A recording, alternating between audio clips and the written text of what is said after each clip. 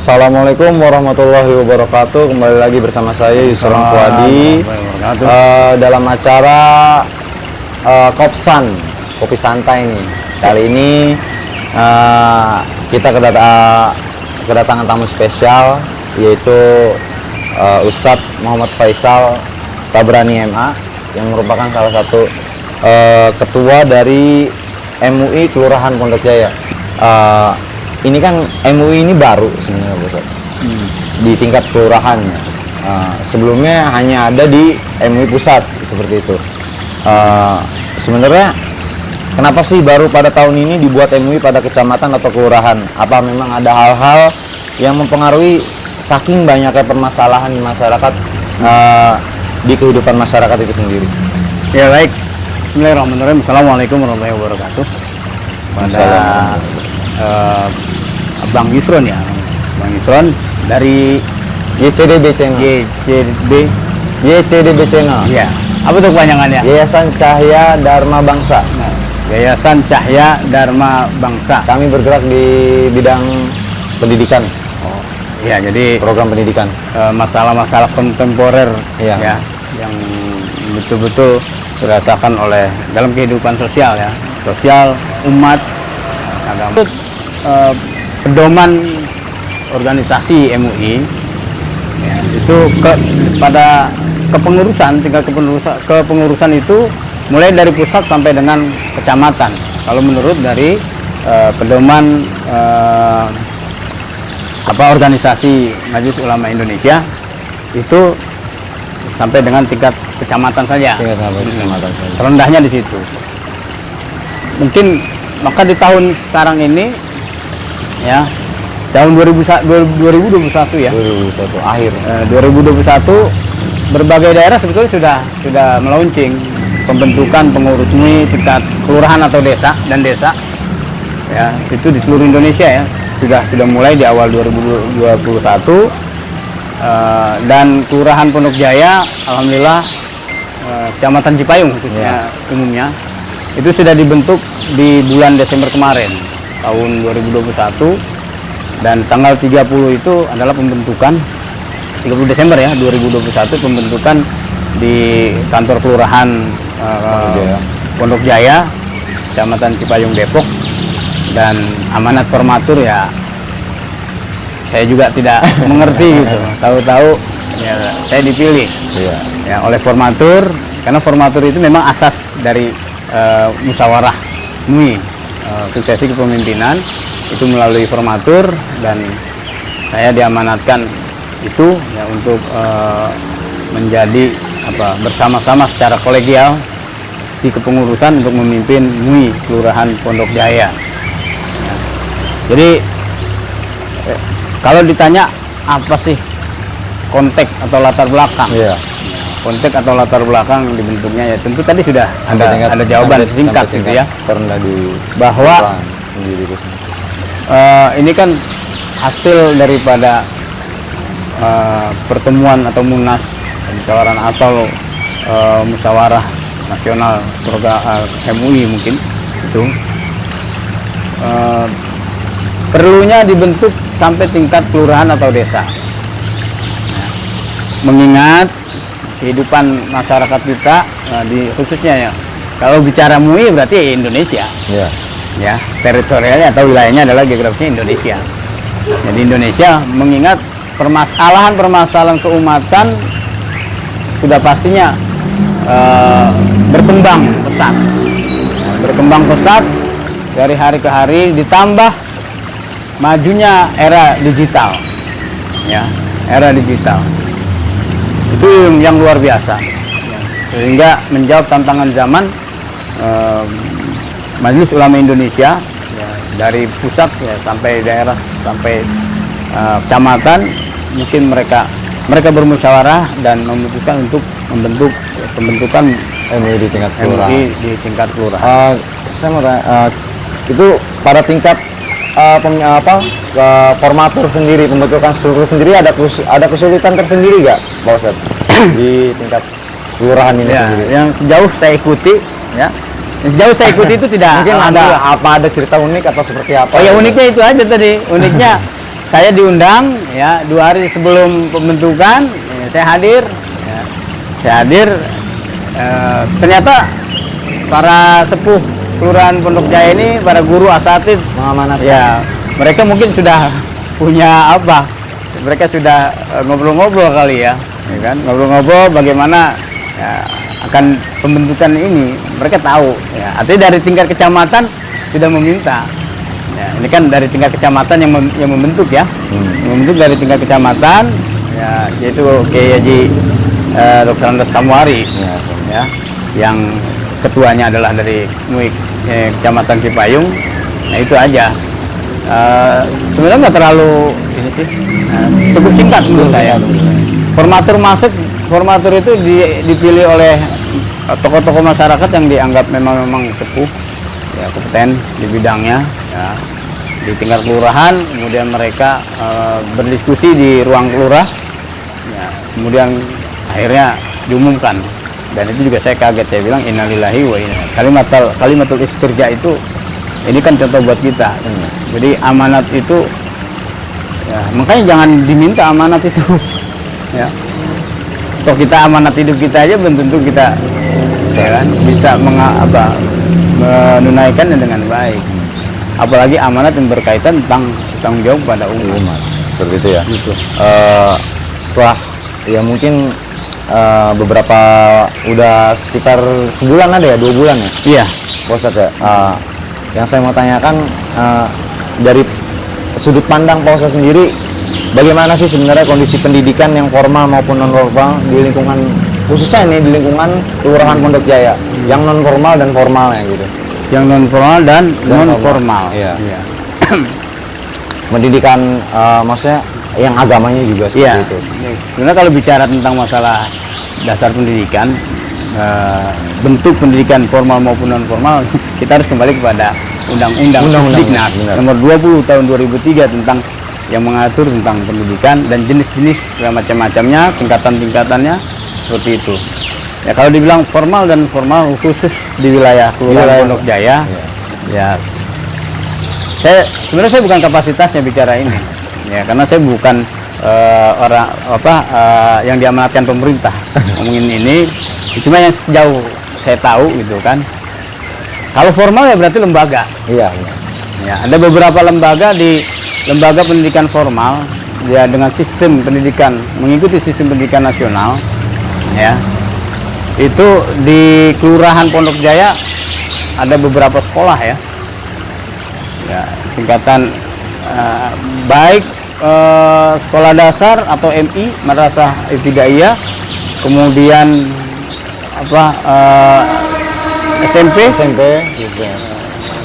Kemudian kalau di itu adalah Madrasah Sanawiyah, kemudian SMA, SMK dan MA, Madrasah Aliyah. Ya, itu ada beberapa madrasah atau sekolah. Ya, ada MI, sudah sekarang berkembang banyak ya, sesuai lah dengan populasi masyarakat kita yang semakin berkembang dan maju dan padat, tentunya banyak ya. Itu tuntutan sebenarnya. Ya. Dan itu merupakan bagian dari majunya atau aset dari Pondok Jaya, ya kan? Nah, itu formal. Ya, kalau non formal begitu luas. Iya. Ini yang non formal. Non formal, ya. Pendidikan non formal, ya ada yang coraknya keagamaan. Ya, seperti itu. Ya, corak keagamaan. Ada yang mungkin pelatihan, ya kan? Itu kan kategorinya. Kalau dia sub dari sistem pendidikan nasional, ini adalah nutrisi, bisa dikatakan begitu, tambahan bagi pendidikan, untuk sampainya pada tujuan pendidikan nasional. Taklif. Nah itu yang sebenarnya yang saya khususkan ditanyakan pada hari ini, yaitu partisipasi para ulama sendiri dalam pendidikan non formal itu seperti apa ya, khususnya di MUI Kelurahan Pondok Jaya. Iya. Iya. Apa ada langkah-langkah yang inovasi terbaru atau seperti apa yang bisa Bapak lakukan jadi kepengurusan yang baru ini loh? Oh, dengan hubungannya dengan MUI ya? Iya, MUI. Dengan MUI. Oke, baik. Sebenarnya gini. Di struktur MUI Pondok Jaya atau tingkat kelurahan itu pleno atau komisi cuma ada 4. Pendidikan dan dakwah yang perekonomian, komisi perekonomian dan budaya Islam itu yang kedua. Kemudian hubungan antarumat beragama, dan yang keempat adalah komisi perempuan, remaja dan keluarga. Oh, itu ada komisi Iya, ya? ada komisi, baru ya? ada bidangnya, iya. Artinya strukturnya itu. Jadi kalau bicara di kelurahan itu tidak ada, di tingkat kelurahan atau desa tidak ada komisi fatwa. Ya, Tetap ke pusat, komisi mengacu- fatwa, iya. Mengacu ke pusat ya? Itu ada di tingkat kota ya. Ya, tingkat kota ada sampai pusat, daerah, provinsi dan pusat ya. Ya, itu ada komisi fatwa, kemudian ada pendidikan, ya, ada atau kaderisasi, gitu kan. Jadi kalau di kelurahan cuma ada 4 tadi bidangnya, yaitu adalah pendidikan dan dakwah. Nah, kaitan dengan majelis taklim, pendidikan formal mungkin di situ bisa. Ya, kami juga dalam program MUI Kelurahan Pondok Jaya juga itu ada salah satu program kita mendata apa pendidikan non formal yang ada, keagamaan yang bercorak keagamaan, majelis taklim, RA gitu kan. Ya, ini fungsinya agar supaya kita mengetahui ya masyarakat kita ini karena ya menghimpun informasi ya. Informasi Ya, kita bekerja sama dengan kelurahan tentunya ya. Bekerja sama dengan kelurahan tentang informasi ini. Nah, semangat para ulama atau para guru, para ustadz di kelurahan saya kira sama dengan semangat yang ada di zaman ya. Cuma etosnya yang membedakan. Iya kan? Gitu, etos. Sebagaimana periodisasi sejarah Islam itu, ya kan? Dalam tadwinut tarikh, pembentukan sejarah itu kan melalui ada masa-masa fase-fase perkembangan. Ada fase pertumbuhan, ya, kemudian perkembangan, kemudian kemajuan, ya, kemudian integrasi, kemudian masa integrasi Islam, kemudian disintegrasi Islam. Jadi dari masa Nabi, ya, secara sosial sampai menjadi kekuatan Islam itu ketika Fathul Mekah. Ketika Fathul Mekah itu Islam luar biasa. Ya kan? Ini saya keluar, ya, keluar dari itu kalau orang kerja urban gitu kan, kemana-mana pasti akan rindu. Kayaknya karena acara kopi kopsan. Oh iya, jadi mending kita ngopi dulu. Oh santai. Iya nih, biar supaya jadi ide kita muncul lagi kalau habis ngopi nguyup ya. Oh, kembali ke Fathul Mekah ya? Iya.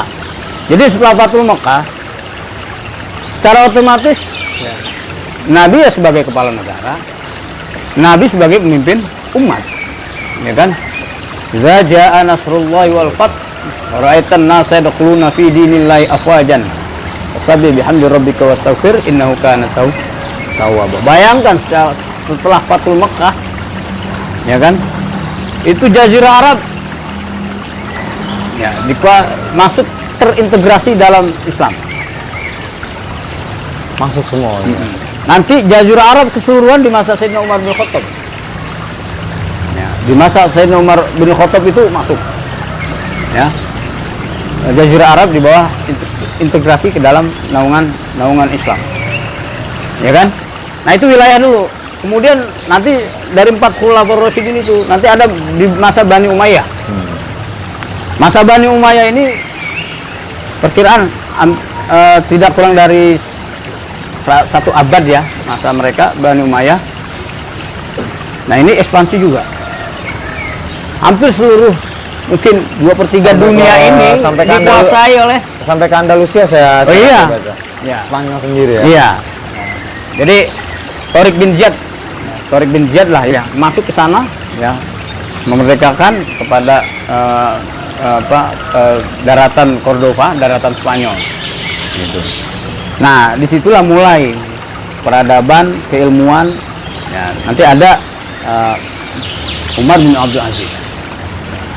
Khalifah Umar bin Abdul Aziz itulah ketika perintah kodifikasi hadis sunnah Nabi, ya, berbagai penjuru, ya, itu. Nah, yang mengikutinya adalah setelah itu perkembangan tadwin ulumul Islamiyah, ya, kodifikasi pembentukan keilmuan Islam, ya, mulai akidah, mulai fikih, ya, kemudian bahkan yang lain. Di luar ilmu Islam juga banyak ya, kayak Oh iya. seperti perkembangan ilmu perbintangan. Oh iya, falak, segala iya. macam. Jadi dihimpun oleh kekuatan Islam, ya, kekuatan ilmu yang pernah ada, perkembangan ilmu, ya, dari abad-abad terdahulu. Misalkan Persia itu ahli perbintangan juga. Persia, Romawi, ya, Athena, bukan? Yunani. Nah, Yunani, nah, disitulah, ya, dihimpun lagi oleh umat Islam. Bayangkan kalau pada saat itu orang itu alimnya, dia tidak hanya menguasai satu bidang ilmu, tapi gitu. Maksud saya adalah tadi kembali kepada hal yang tadi. Iya. Jadi semangat ulama. Ya, saya yakin masyayikh, guru-guru kita di sini juga punya terinspirasi dari sejarahnya. Jadi belajar dari sejarah, berguru dengan sejarahnya sendiri, ya. Jadi memacu semangat, ya, termotivasi untuk mengembangkan Islam. Iya. Seperti ini Pak Ustadz, polemik di masyarakat di zaman era digital ini kan mungkin sangat banyak gitu ya. Contohnya seperti adanya hal-hal yang seperti menistakan agama atau seperti apa di media sosial yang vulgar. Ada nggak langkah-langkah yang untuk apa sih namanya, mengantisipasi hal-hal seperti itu gitu? Di era digitalisasi seperti ini gitu. Iya, ini kita bicara kalau ke MUIan memang masuk, ya, program justru menjadi visi misi, menjadi visi misi MUI dalam berorganisasi. Ya. Misalkan visinya terciptanya kondisi kehidupan kemasyarakatan, kebangsaan dan kenegaraan yang baik, memperoleh ridho dan ampunan Allah. Nah, baldatun thayyibatun wa rabbun ghafur. Kemudian menuju masyarakat berkualitas, kuntum khaira ummah atau khaira ummah. Demi terwujudnya kejayaan Islam dan kaum muslimin, izzul Islam wal muslimin dalam wadah negara kesatuan Republik Indonesia sebagai manifestasi dari rahmat bagi seluruh alam atau rahmatan lil alamin. Kalau perbedaan itu tidak bisa dipungkiri. Jangankan sekarang. Gitu Nabi wafat aja, ya, Nabi wafat itu perbedaan sudah muncul. Perbedaan sudah muncul. Bahkan di kalangan sahabat sendiri ya, sampai di kalangan Muawiyah bikin ibu kota sendiri di Damaskus. Bener. Nah itu malah itu kan akumulasi dari permasalahan ketika Rasulullah wafat. Pertama yang jadi persoalan, ya, siapa yang menggantikan Nabi? Ya, pengangkatan khalifah. Iwan. Nah, jasad Nabi aja masih ada, belum diurusi, sudah ribut masalah. Itu dunianya ya. Sebenarnya bukan dunianya, dari sisi agama juga penting, ya kan? Karena itu bagian dari hifzuddin, ya. Dalam maqasidus syariah itu bagian dari hifzuddin. Ya, hifzuddin menjaga agama.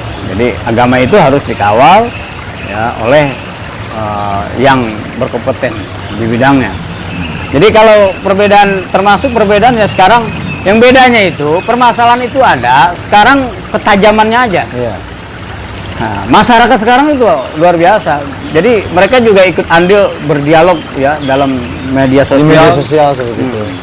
Tapi untungnya Nabi menyatakan ikhtilafu umat, ya, ikhtilafu umati rahmatun. Ya, bahwa perbedaan di antara umatku itu adalah rahmat. Jadi kalau udah Rasulullah menggarisbawahi itu koridornya, perbedaan boleh, ada perbedaan itu wajar, sunatullah. Gitu. Tapi dasarnya selama pokok-pokok agamanya itu sama, ya, rukun Islam, rukun iman, ya, yang ahlus sunnah wal jamaah, ya. Ahlus sunnah wal jamaah. Ahlus sunnah wal jamaah itu adalah begitu.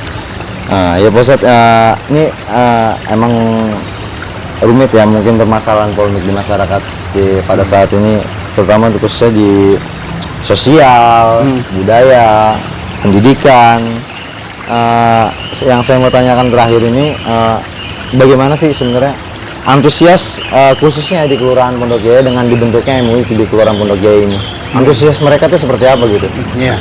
Seperti kemarin-kemarin ada rapat atau seperti apa, antusiasnya seperti apa gitu? Oh iya. Apa ada respon baik atau, dan mungkin banyak yang belum mengetahui ini sebenarnya fungsi tugas MUI yang sebenarnya itu apa gitu, itu dia. Iya. Mungkin kalau komisi fatwa mungkin oke di pusat gitu, Iya. mungkin di tingkat kelurahan sendiri itu. Jadi seperti ini. Kalau ditanya pertama, ini udah ada 2 pertanyaan ini, antusiasme masyarakat dengan tugas MUI kan. Nah, di kelurahan itu apa? Kalau antusias, saya lihat antusias. Antusias. Saya merasakan antusiasme itu masyarakat cukup tinggi. Dengan bukti apa? Ketika diselenggarakan, dibentuk penyelenggaraan itu, ya, kelurahan meminta tokoh-tokoh masyarakat dan RW ya, para ketua RW, Kelurahan Pondok Jaya itu RW 1 sampai 7 itu hadir semua. Siap bersinergi ya bareng-bareng. Iya, ada semua. Artinya apa? Bahwa mereka juga antusias. Antusias, ya. Apalagi MUI ya. MUI itu kolegial. Jadi kalau perjuangan kiai yang masai yang majistal itu kan sendiri-sendiri. Tapi kalau ada wadahnya secara kolegial, secara kolektif begitu, ya mungkin ya inilah. Karena sekarang itu tidak ada mujahid mutlak. Ya, kita semua di sini berkolegial. MUI aja sebagai lembaga yang kolegial, tidak bisa perorangan, harus bersama-sama. Ya, tugasnya diantaranya ya mengikuti atau apa? Melaksanakan dakwah Islam, amar ma'ruf nahi mungkar dalam mengembangkan akhlak karimah. Ya, kemudian mengembangkan ukhuwah Islamiyah dan kebersamaan dalam mewujudkan persatuan dan kesatuan Islam khususnya di wilayah Pondok Jaya. Pondok Jaya. Kemudian menggerakkan kepemimpinan dalam kelembagaan umat Islam dengan menjadikan ulama sebagai panutan. Kedua, ini PR yang luar biasa. Ya, beban moralnya itu sangat penting sekali. Jadi dengan Islam kita merawat negara. Karena Pancasila itu adalah sudah menjadi rumusan. Ya, itu kan BPU PKI, panitia 9 itu luar biasa. Yang membentuk lahirlah Pancasila dengan sila pertama ketuhanan yang Maha Esa. Jadi Indonesia ini sebenarnya udah Islami. Semuanya tidak ada semua difasilitasi oleh negara. Kebutuhan umat Islam. Haji ada, zakat, jelas ada. Apalagi pendidikan. Ya, negara ada. Ya, hadir. Kemudian mau haji juga tadi sudah. Apalagi halal dan haramnya makanan sudah ada. Fatwa. Badan halal. Kemudian keumatan ada MUI. Ya kan? Ada semua. Ya. Jadi sebenarnya walaupun ini Indonesia tapi Islamiyah gitu. Pancasila Islamiyah, religius. Ya, jangan khawatir. Ya, jangan khawatir. Karena banyak tema-tema masalah kebangsaan-kebangsaan yang mulai terkikis dengan adanya kelompok-kelompok inilah, kelompok-kelompok yang Iya. yang radikal. Ya artinya ya, khalifah di ini Indonesia. ya saya bicara sesuai dengan konteks pendidikan ketahanan nasional.